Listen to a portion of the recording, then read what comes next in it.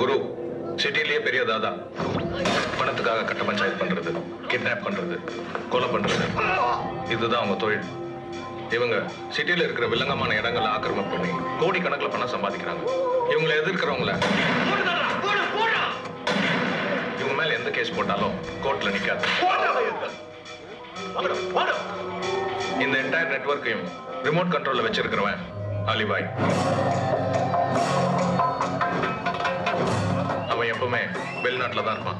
அவன் அங்க நினைக்கிறது இங்க நடக்கும்.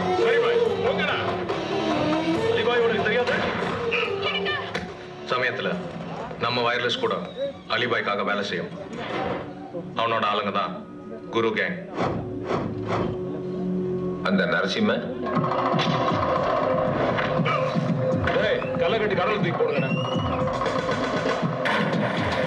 ஹார்பர் ஏரியாவில் தனியா ஒரு கேங் வச்சிருக்கான். சமீபத்தில் ஸ்ட்ராங் ஆயிட்டான். அலிபாய் கேங்க்கும் இவங்களுக்கும் எப்பவுமே ஆகாது. இவனோட ரைட் ஹேண்ட் தாஸ். நரசிம்ம சொல்றத இவன் அப்படியே செய்வான். அது மட்டும் இல்ல சார், இந்த ரெண்டு குரூப்புக்குமே பொலிட்டிக்கல் சப்போர்ட் இருக்கு. திரு முகமது மைதீன் கான் சென்னை மாநகர போலீஸ் கமிஷனராக நியமிக்கப்பட்டுள்ளார். இவர் பொறுப்பேற்றவுடன் முதல் நடவடிக்கையாக கட்ட பஞ்சாயத்து, கொலை, கொள்ளை போன்ற வன்முறைகளில் ஈடுபட்ட கூலிப்படையினரை ஒழிக்க தீவிர நடவடிக்கை எடுத்துள்ளார். இவர் பொறுப்பேற்ற 48 மணி நேரத்திற்குள் 300க்கும் மேற்பட்ட ரவுடிகள் கைது செய்யப்பட்டுள்ளனர். என்கவுண்டரில் இதுவரை 8 கிரிமினல்கள் சுட்டுக் கொல்லப்பட்டனர். புதிய போலீஸ் கமிஷனரின் இந்த தீவிர நடவடிக்கையால் பொதுமக்களும் தொழிலதிபர்களும் மகிழ்ச்சி அடைந்துள்ளனர்.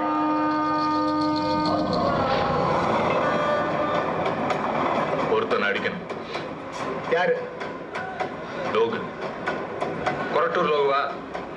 ஆமா, அவன் ஏரியாலேயே போய் அடிக்கணும். பேமெண்ட் சொல்லிட்டேனா? அடிக்க போறது யாரு?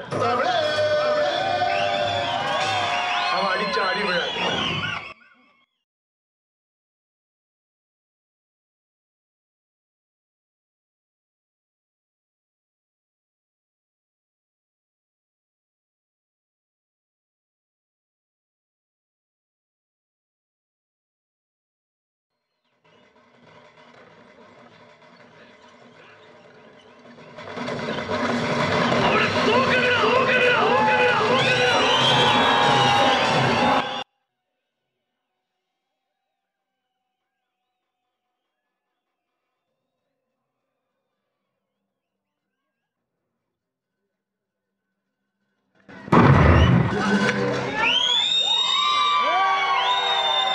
வந்திருக்கிற இடம்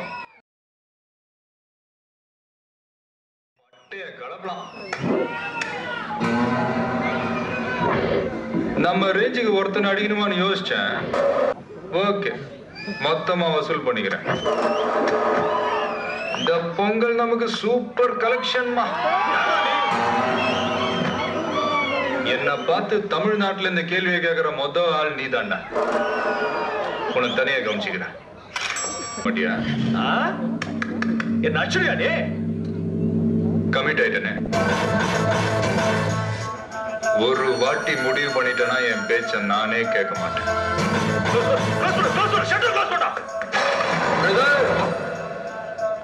கொஞ்சம் தொடர்ந்து வைமா சார், ஓடுறதுக்கு வசதியா இருக்கும்ல.